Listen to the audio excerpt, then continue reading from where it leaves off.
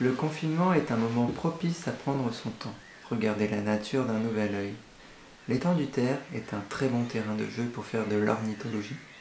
Au cours de mes promenades quotidiennes, 3 espèces ont retenu mon attention. Le canard colvert, tout d'abord, c'est certainement le plus connu et reconnaissable de tous les canards. Le dimorphisme sexuel est très important. Le mâle se reconnaît tout de suite à sa tête et à son cou d'un vert brillant. Cependant, un petit détail se retrouve aussi bien chez le mâle que chez la femelle. Il s'agit d'un bleu miroir sur leurs ailes.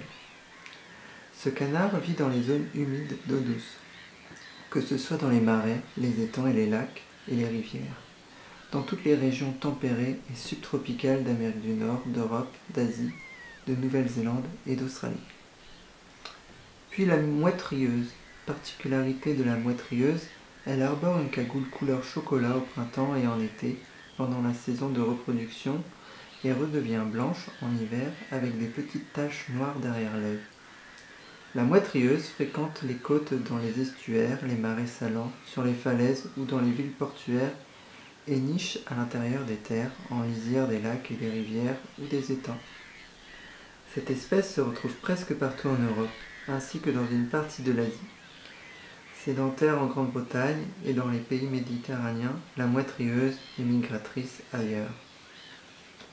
Puis le grand cormoran.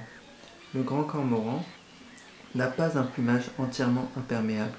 Quand il plonge, les plumes de ses ailes se mouillent. Il est donc contraint, après avoir fait quelques plongeons, de se sécher.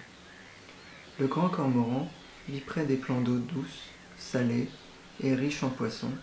Il évite généralement les plans d'eau trop petits ou aux eaux trop profondes. Son aire de jeu est l'Europe, l'Asie, l'Océanie, l'Afrique et une frange orientale de l'Amérique du Nord.